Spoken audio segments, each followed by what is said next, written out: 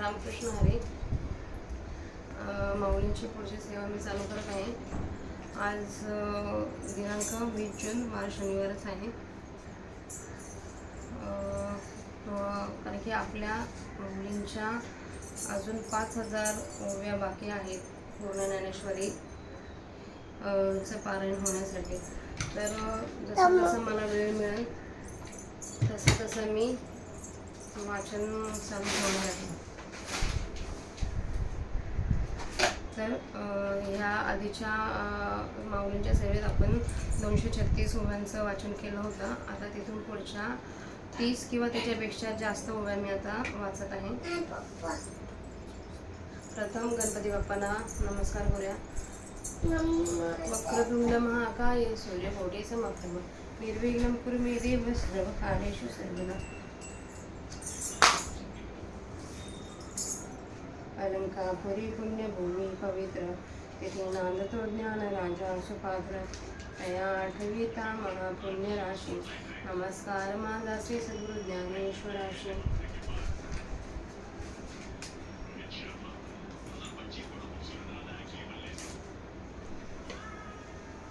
रामकृष्ण हरिमल गाथा. रामकृष्ण हरिमल बोला. रामकृष्ण हरी. रामकृष्ण हरी. रामकृष्ण हरी. ठीक आहे, आपण सेवा चालू करूया.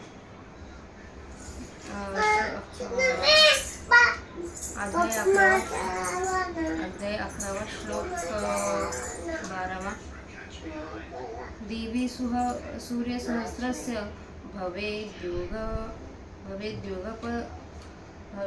भवेद्युगपदुत्थिता यदि भासदृशी सा स्याद्भासस्तस्य महात्मनां. ती अंगप्रभेचा देवा नमला होय कायसया सारिका सांगावा. कल्पांती एकुची मिळावा 12 दित्यांचा होय. तैसे ते दिव्य सूर्य सहस्रवरी जरी उदय येते कायिकेची अवसरी तरी ते या तेजाची थोरी कृपा म्हणून आगवायाची विजूंचा मिळावा की जे आणि प्रळयाग्नीची सर्व सामग्री आणि जे देवीचे दशपुर ही मिळविजे महातेजांचा. तरी ती अंगप्रभेचे निपाणे हे तेज काही निवडते आणि तया ऐसे की रसोघडे विशुद्धी नोहे. ऐसे महात्मया हरीचे सहज पाक तसे सर्वांगीचे तेज ते मनी मुनी कृपा की मज दृष्ट झाले. तैत्रेकस्तम जगत्कृत्सम रविभक्त मनैकदा अपश्यत देवदेवस्य शरीरे पांडवस्तदा. आणि तया विश्वरूपी एकीकडे जग आघवे आपुले निपवाडे जैसे मोहोदधी माझी बुडबुडे सिनाने दिसली. काशी गंधर्व नगर भूतळी पिली का बांधे घर नाना मेरवरी शोर परमाणु बैसले.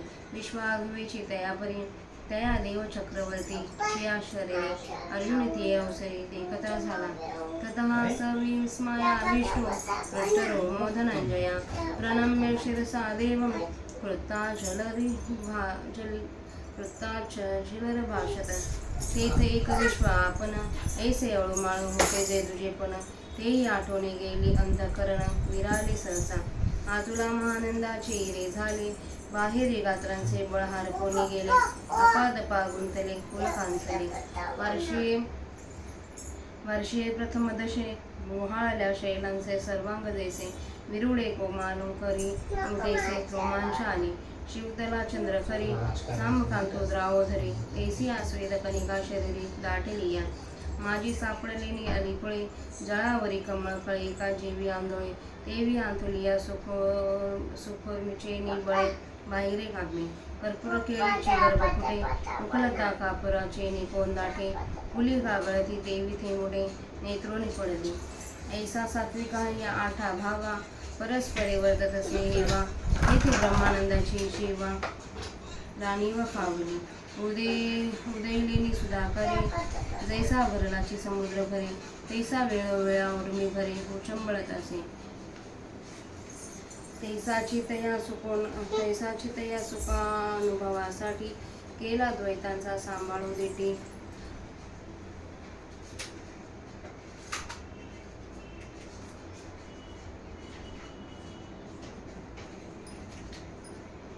मग उसा सोनी किरीटी वास पाहिली. तेथ बैठला होता जी असावा, त्या शिकडे मस्तक खालीवला देवा. जोडून कर संपुट बरवा बोलत असे. अर्जुन उवाच पश्यामि देवास्तदेव देहे सर्वास्तता भूती विशेष संगान ब्रह्मानमिषं कमलासनस्थं वृक्षिश्च सर्वानुरंगाक्ष दिव्यान. म्हणे ज्या ज्या जे स्वामी नवल कृपा केली तुम्ही, जे हे विश्वरूप की आम्ही प्राकृत देखो. परिसासची भले केले गोसाव्या, मज परितोषी झाला साव्या. जी देखिला ते जोडल्या दृष्टीची तो आश्रया.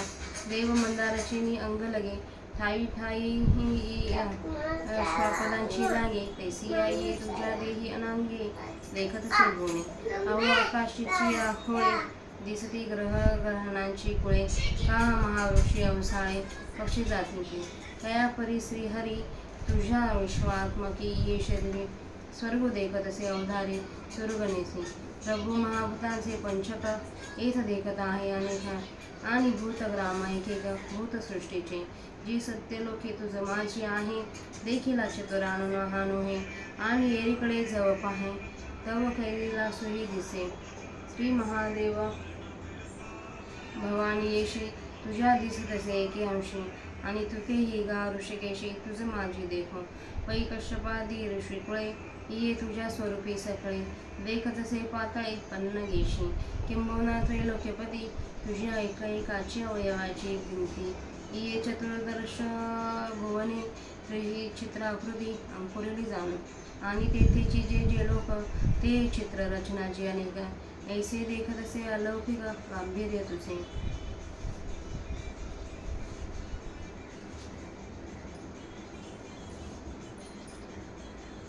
अनेक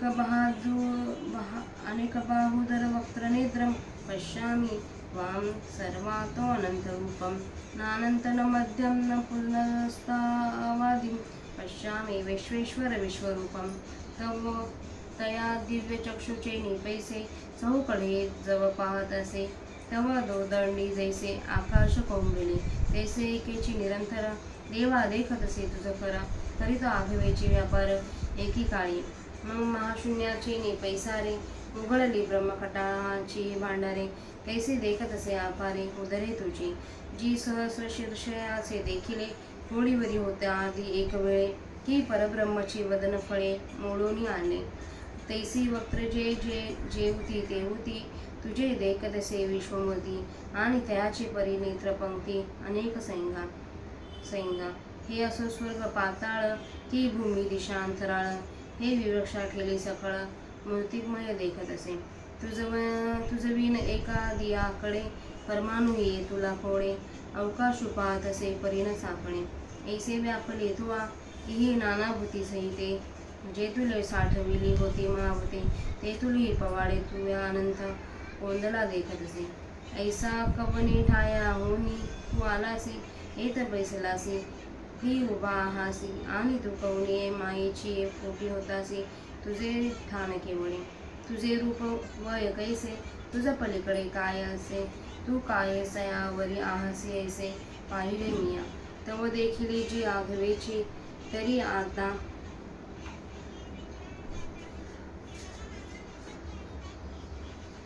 आता तुझ देवा ठाव तुझी. तू कवनाचा नव्हे सेसाची अनादी आयता. तू उभा ना बैठा दिघडू न खुजला. तुझ तळीवरी वैकुंठा तुझी आहासी. तू रूपे आपण याची ऐसा देवा तुझी वैसा. पाठी पोट परेशा तुझे तुगा. किंबहुना आता तुझी आघवे अनंता. हे पुढती पाहता देखली मिया. परिया तुझी रूपांतू जी गुणीव एक असे देखतू. जे आधी मध्य अंतू तिनी नाही. एरवी गिवसिले अघवा ठाई परी सोयन लाहीची काही. म्हणून त्रिशुद्धी हे नाही तिनी एकदा. एवं आदि मध्यांतरहिता विश्वेश्वरा परिमिता तू देखलासी जी तत्वता विश्वरूपा तुझ महामूर्तीचा अंगी उमटलिया पृथक मूर्ती अनेगी लेलिलासी वाने परिची अंगी ऐसा आवडतो आसी नाना पृथक मूर्ती तया दुमवेली तुझ्या स्वरूप महाचळी दिव्यालंकार फुलली पळी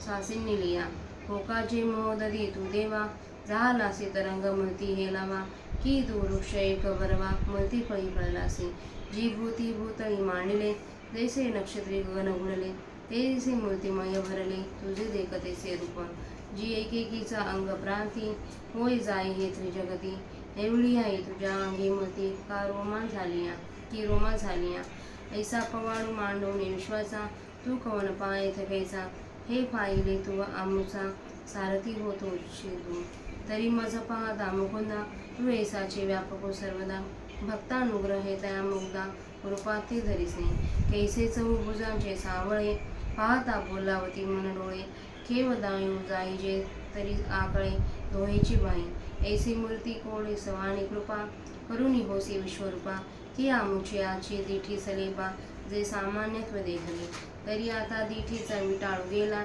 तुवा सहज दिव्य चक्षु केला म्हणून यथारूपे देखवला महिमा तुझा परी मकर तुंडा मागे लखळे होतासी तुझी तू एवढे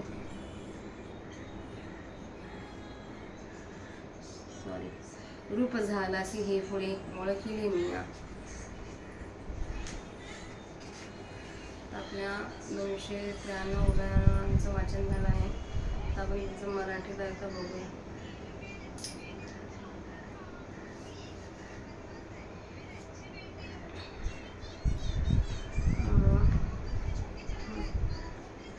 आकाशामध्ये सहस्रावधी सूर्याची प्रभा जर एकदम उत्पन्न झाली तर ती त्या महात्म्या श्रीहरीच्या प्रभेसारखी काहीशी होईल. धृतराष्ट्र राजा श्रीकृष्णाचा त्या अंगकांतीची अथवा तेजाची अपूर्वता कशासारखी होती म्हणून सांगावे, पण काही कल्पना करता यावी म्हणून दृष्टांताने सांगण्याचा यत्न करतो. प्रळयकारी 12 सूर्यांचा जो एकाच मिलाप होतो, तसे ते हजारो दिव्य सूर्य जर एकाच वेळेला उगवले तर त्या विश्वरूपाच्या तेजाच्या प्रभावाच्या उपमेला ते सूर्य येणार नाही. सर्व विजांचा समुदाय एकत्र केला व प्रळयकारच्या अग्नीची सर्व साहित्ये गोळा केली, तसेच 10ही महातेजे एकत्र मिळवली, तथापि सर्वांचे हे एकत्र केलेले तेज त्या विश्वरूपाच्या अंगकांतीच्या बरोबरीला काही अल्पस्वल्प मानाने आले तर येईल, पण त्यासारखे शुद्ध तर खास असणार नाही. याप्रमाणे महात्मा जे श्रीहरी त्यांचे सर्व अंगीचे तेज, विश्वरूपाचे तेज स्वाभाविक रीतीने पाकत होते, हे व्यासमुनीच्या कृपेने महाराज मला दिसले. त्यावेळी देव, पितर, मनुष्य इत्यादी अनेक भिन्न रूपांनी विभाग पावलेले हे सर्व जग देवादिदेवांच्या त्या शरीरामध्ये एका ठिकाणी स्थित असे अर्जुनाने पाहिले. आणि त्या विश्वरूपामध्ये एका बाजूला सर्व जग आपल्या विस्तारासह आहे. ज्याप्रमाणे महासागरामध्ये बुडबुडे अलग अलग दिसतात, अथवा आकाशामध्ये गंधर्व नगर भासावे, अथवा जमिनीवर मुंगीने घर बांधावे, अथवा मेरू पर्वतावर सूक्ष्म परिमाणू पसरलेले असावेत, त्याप्रमाणे सर्वच विश्व देवांमधील सार्वभौमाच्या त्या शरीरामध्ये विश्वरूपात त्या वेळेला अर्जुनाने पाहिले. तेव्हा तो आश्चर्ययुक्त व रोमांचयुक्त झालेला अर्जुन देवासमोर नतमस्तक होऊन नमवून हात जोडून म्हणाला, त्यावेळी आपण विश्वाला पाहणारा एक निराळा व विश्व पाहण्याचा विषय एक निराळे असे थोडेसे द्वैत होते, तेही नाहीसे झाले व अंतःकरण एकदम त्या विश्वरूपात विरघळून गेले. अंतःकरणात ब्रह्मानंद जागृत झाला. त्यामुळे बाहेर इंद्रिये ढिली पडली आणि मस्तकापासून पायापर्यंत सर्व शरीरावर रोमांच उभे राहिले. पावसाळ्याच्या आरंभी पर्वताच्या अंगावर पाणी वाहून गेल्यावर त्या पर्वतावर जसे कोवळे गवताचे अंकुर उत्पन्न होतात, तसे अर्जुनाच्या सर्व शरीरावर रोमांच आले. चंद्रकिरणाने स्पर्श केलेला चंद्रकांत मणी जसा पाझरतो, त्याप्रमाणे त्याच्या अर्जुनाच्या सर्व अंगावर घामाचे दाट बिंदू आले. कमळाच्या कळीमध्ये भुंग्यांचा समुदाय सापडल्यामुळे ती कळी जशी पाण्यावर इकडून तिकडे आदळते, त्याप्रमाणे अंतःकरणातील सुखांच्या लाडांच्या वेगाने बाहेर त्याचे सर्व अंग कापत होते. कापराच्या विपुलतेने कापूर केळीच्या गाभ्याची सोपटे उकलून त्यातून जसे एकामागून एक असे कापराचे कण गळतात त्याप्रमाणे त्याच्या डोळ्यातून आनंदाश्रू गळत होते. याप्रमाणे अष्टसात्विक भावात देखील एकमेकात चढाओढ लागली होती. त्या स्थितीत अर्जुनाच्या जीवाला ब्रह्मानंदाचे राज्य प्राप्त झाले. भरलेल्या समुद्रास चंद्रोदयाने जशा भरत्यावर भरता येतात त्याप्रमाणे आनंदाच्या लहरींच्या वेगाने त्याचे अंतःकरण वेळोवेळी उचंबळत होते. तसे त्या सुखाच्या अनुभवानंतर कृपादृष्टीने श्रीकृष्णाने द्वैतांचा सांभाळ केला, म्हणजे देवभक्त असे वेगळेपण ठेवले. म्हणून मग अर्जुनाने दीर्घ श्वासोच्छवास सोडून श्रीकृष्णाकडे पाहिले. आपण ज्या बाजूकडे तोंड करून बसला होता त्याच बाजूला अर्जुनाने आपले मस्तक लववून देवास नमस्कार केला व आपले दोन्ही हात जोडून चांगल्या रीतीने बोलावयास लागला. हे देवा, तुझ्यामध्ये सर्व देव, त्याचप्रमाणे स्थावर जंगमादी भूतविषांचे सर्व समुदाय, कमलामध्ये असलेला ब्रह्मदेव, शंकर आणि विष्णू, सर्व ऋषी आणि दिव्यनाग मी पाहत आहे. अर्जुन म्हणाला, हे प्रभू, तुमचा जय जयकार असो. आम्ही सामान्य असूनही हे विश्वरूप पाहण्यास समर्थ झालो. ही तुम्ही अद्भुतच कृपा केली. पण महाराज, आपण खरोखर चांगले केले. तू या सर्व सृष्टीला आश्रय आहेस असे पाहिले आणि सहजच मला समाधान वाटले. देवा, मंदारा पर्वताच्या आश्रयाने ज्याप्रमाणे ठिकठिकाणी हिंस्र पशूंचे अरण्य असतात त्याप्रमाणे ह्या तुझ्या शरीरावर मी अनंत लोक पाहत आहे. महाराज, आकाशाच्या खोळ्यात ग्रह समुदायांचे मेळे दिसतात किंवा विस्तीर्ण वृक्षावर अनेक पक्ष्यांची घरटी असावी. हे श्रीहरी, एक त्याप्रमाणे तुझ्या या विश्वरूपा शरीराच्या ठिकाणी देव समुदायासह मला स्वर्ग दिसत आहे. महाराज, आपल्या स्वरूपाच्या ठिकाणी पंचमहाभूतांचा अनेक पंचकड्या मी पाहत आहे आणि एक एक द्रुतसृष्टीचे प्राणी समुदाय मी पाहत आहे. महाराज, सत्य लोक तुमच्या विश्वरूपात आहे हा मी पाहिला. हा ब्रह्मदेव नव्हे काय? आणि दुसरीकडे पाहतो तो कैलासही दिसतो.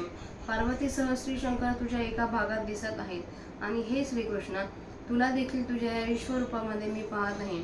कश्यप आदी ऋषींचे समुदाय हे सर्व तुझ्या स्वरूपात दृष्टीस पडतात. त्याप्रमाणे सर्पासह 7ही पातळे तुझ्या स्वरूपात दृष्टीस पडत आहेत. फार काय सांगावे.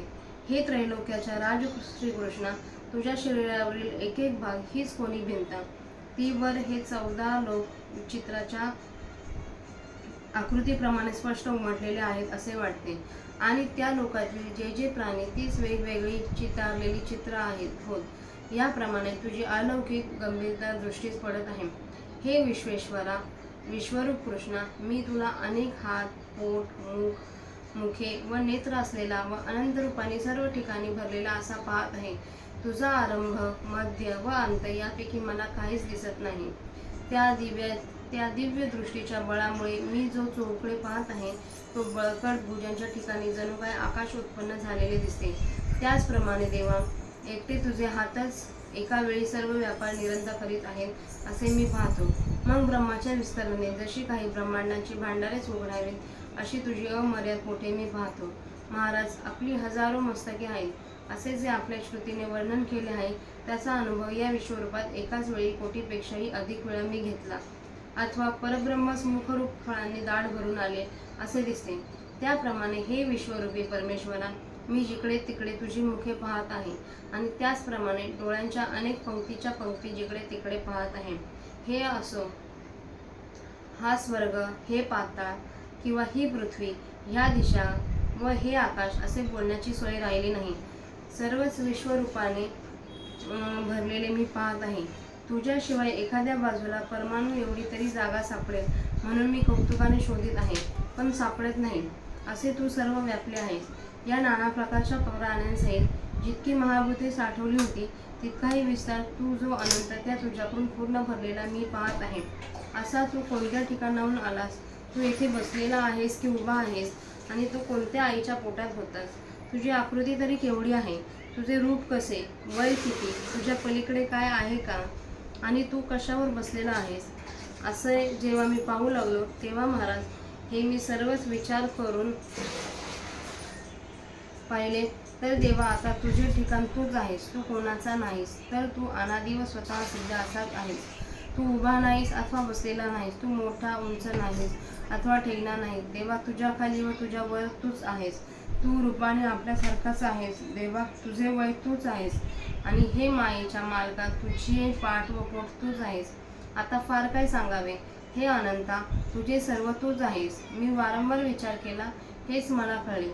परंतु या तुझ्या रूपात जो एक कमीपणा मी पाहत आहे तो हा की तुझा आरंभ कुठे झाला व तुझा मध्य कुठे आहे व तुझा शेवट कुठे आहे असे पाहू लागले असता हे तिन्ही तुझ्या ठिकाणी नाही. खरे म्हटले तर तुझ्या विश्वरूपी मी हे आदी मध्य अंत सर्व ठिकाणी शोधले, पण त्याचा कुठेच पत्ता लागत नाही. म्हणून तुझ्या स्वरूपी हे तिन्ही निश्चय करून नाही. हे आरंभ, मध्य व शेवट नसलेला अमर्याद त्रैलोक्य नायका, मी याप्रमाणे तुला विश्वरूपा खरोखर पाहिले. तू जो विश्वरूप, त्या तुझ्या शरीरावर अनेक निरनिराळ्या मूर्ती उमटल्या आहेत, म्हणून नाना प्रकारची वस्त्रे अंगावर तू धारण केली आहेस असे वाटते. अथवा दिव्य अलंकार रूप फळाफुलांनी अगदी दाढ भरून आलेल्या अशा अनेक प्रकारच्या मूर्तिरूप वृक्षवेली तुझ्या या विश्वरूप महापर्वतावर उत्पन्न झालेल्या आहेत. अथवा हे परमेश्वरा, तुझ्या स्वरूपावर दिसणारा, मूर्तिरूपाने लाटाने उसळणारा असा तू मोठा समुद्र आहेस. किंवा तू एक चांगला वृक्ष असून मूर्तिरूप फळांनी फळभरास आला आहेस. महाराज, प्राण्यांनी जसा पृथ्वीचा पृष्ठभाग व्यापलेला आहे, आकाश जसं नक्षत्रांनी व्यापलेला आहे, त्याप्रमाणे तुझे स्वरूप मूर्तींनी भरलेले आहे असे मी पाहतो. महाराज, एका मूर्तीच्या अंग प्रदेशात हे त्रैलोक्य उत्पन्न होत आहे व लयाला जात आहे. अशा प्रचंड मूर्ती असूनही त्या तुझ्या विश्वरूपाच्या शरीराच्या रोमाच्या ठिकाणी झाल्या आहेत. असा विश्वाचा पसारा मांडून येथे तू कोण, तू कसा असा विचार करून पाहिले तर आमचा जो सारथी तू आहेस. तर श्रीकृष्णा, विचार करून पाहिले तर मला असे वाटते की तू नेहमी असाच व्यापक स्वरूपाने असतोस, पण भक्तावर कृपा करण्याकरता तू सुंदर सगुण अवतार घेतोस. तुझे श्याम सुंदर चतुर्भुज रूप असे आहे की ज्याला पाहिले असता मन व डोळे शांत होतात आणि आलिंगन द्यावयास लागले तर दोन्ही हातांमध्ये कवटाळले जाते. हे विश्वरूप देवा, तुम्ही भक्तांवर कृपा करून असे सुंदर रूप बनता, परंतु आमच्याच दृष्टी मलिन आहेत, म्हणून त्या तुमच्या सगुण मूर्तीला सामान्यत्वाने पाहतात. तर आता तो दृष्टीचा दोष दूर झाला, कारण तू लीलेने मला ज्ञानदृष्टीवान बनवलेस आणि म्हणूनच तुझा मोठेपणा जसा आहे तसा मी पाहू शकलो. परंतु मकरतुंडाच्या मागल्या बाजूला जो तू बसलेला होतास तोच तू एवढे विश्वरूप बनला आहेस की हे मी पक्के जाणले.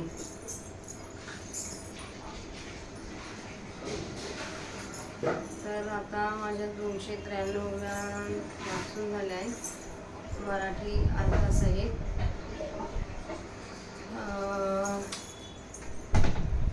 आज जे काही अर्जुनाने देवाच्या विश्वरूपाचं वर्णन केलं आहे ते आपल्यासारख्या जड बुद्धी असलेल्या माणसाच्या आकलनाच्या पलीकडे आहे.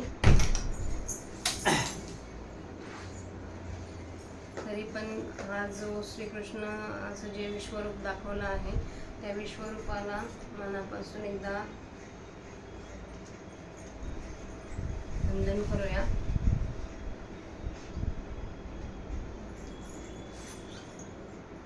त्या श्रीकृष्णाला सांगूया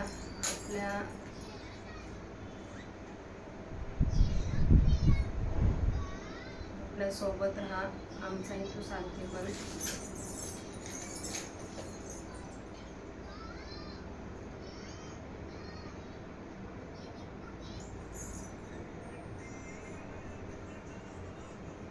आणि झालेली आजची माऊलींची सेवा माऊलींच्या समाधीवर अर्पण करूया आणि आजच्या सेवेस स्वल्पविराम देऊया. रामकृष्ण हरी.